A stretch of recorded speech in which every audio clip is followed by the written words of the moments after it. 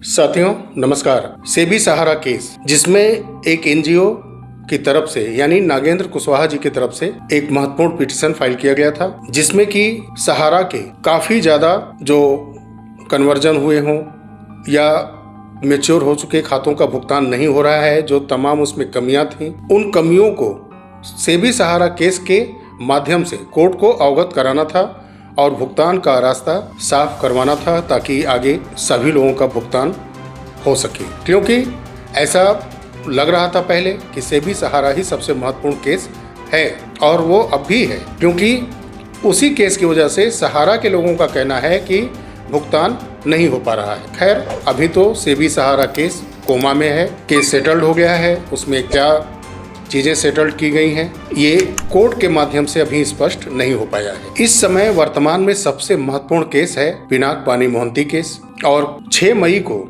जिस तरह से अचानक से सुनवाई इसमें हुई थी, और उसके बाद 11/8/2025 का डेट टेंटेटिव लिस्टिंग किया गया था सुनवाई के लिए, और फिर उसके बाद 2 दिन आगे पीछे और कई डेट पड़े, फिर उसको हटाए गए, फिर नए डेट आए, लेकिन फाइनली 11 को कुछ देर सुनवाई हुई, और फिर सरकार के आईए पर, यूनियन ऑफ इंडिया के आईए पर, आईए नंबर 174168 पर सुनवाई 18/8/2025 को निश्चित की गई थी। टेंटेटिव सेट थी वो, फिर उसको बढ़ा करके 22/8/2025 किया गया, फिर उसको 25/8/2025 किया गया, फिर उसको 26/8/2025 किया गया, फिर फाइनली उसको 29/8/2025 किया गया। लेकिन कल एक महत्वपूर्ण सुनवाई 22/8/2025 को थोड़ी देर के लिए हुई, ठीक उसी तरह से जैसे कि 6 मई को 2 आईए पर सुनवाई हुई थी। कल की सुनवाई महत्वपूर्ण इसलिए है, जिसमें कई सहारा के एजेंट काफ़ी प्रयासरत, टेक्निकली रूप से और लीगल रूप से प्रयासरत थे। शुभम जी को बहुत बहुत बधाई कि आपका प्रयास जो काफ़ी सराहनीय था, अब अपने मुकाम पर पहुंच चुका है।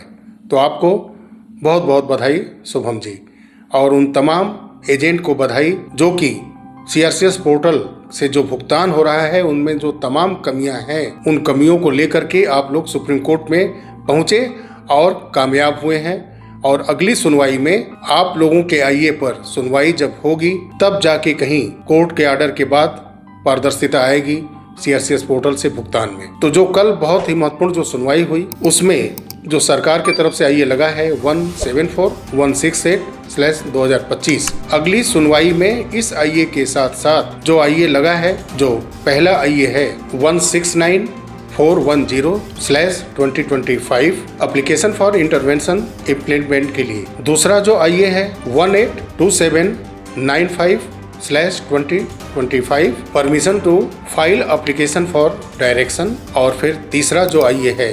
183401/2025 एग्जेम्पशन फ्रॉम फाइलिंग ओटी। तो ये तीनों आईए हैं, इनके डिटेल हैं, जो एजेंट के माध्यम से पिनाक पानी मोहंती केस में लगाया गया है, और ये एक्सेप्ट कर लिया गया है। अब नेक्स्ट हियरिंग में सरकार के आईए के साथ इस आईए की भी अब सुनवाई होगी। जो कल सुनवाई हुई है उसमें 26/8/2025 की सुनवाई डेट निश्चित की गई है, और जो पोर्टल पर इस समय शो कर रहा है 29/8/2025 शो कर रहा है। तो सुनवाई तो होनी है, और मुझे लगता है कि 26/8/2025 को ही सुनवाई होगी।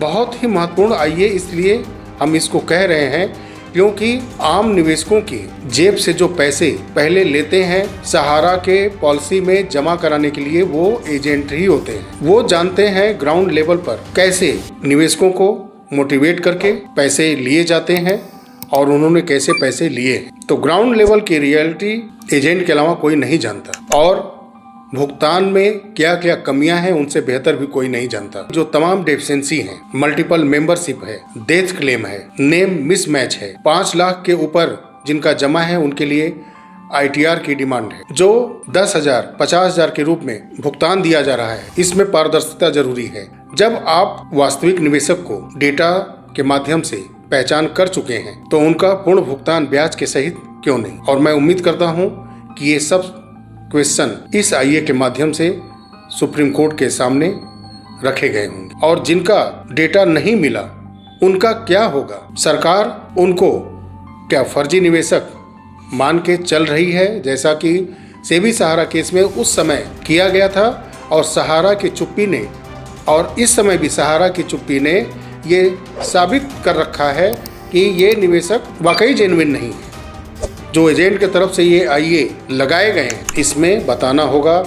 अब सहारा इसमें पार्टी 100% बनने वाली। अगर आईए खारिज किसी भी वजह से नहीं किया गया, सुनवाई होती है और जो जो चीज़ें उसमें लिखी गई हैं, सारी चीज़ों पर जज की निगाह पहुंचते हैं, अगर उस पर क्वेश्चन होते हैं तो सहारा को इसमें शामिल किया जाएगा। सहारा को जवाब देना होगा, नहीं तो जो सरकार भुगतान कर रही है उसको जवाब देना होगा। जवाब उन रिटायर्ड जज जो इसमें कमेटी के माध्यम से इस पर निगाह रखे हुए हैं, सुभाष रेड्डी जी, एमिकस क्यूरी, गौरव अग्रवाल जी, जवाबदेही उनकी भी है कि आपने कभी जो डेफिशिएंसी आई है उसको सही कराने के लिए जब आप एक कमेटी बना करके इस भुगतान को संचालित कर रहे हैं तो आपने क्या किया कि एक इतना बड़ा 95% से ऊपर निवेशकों का एक बड़ा वर्ग सोसाइटीज कंपनियों के सहारा के फर्जी डेटा के रूप में अलग कर दिए गए, तो वो कमेटी क्या की? उस कमेटी के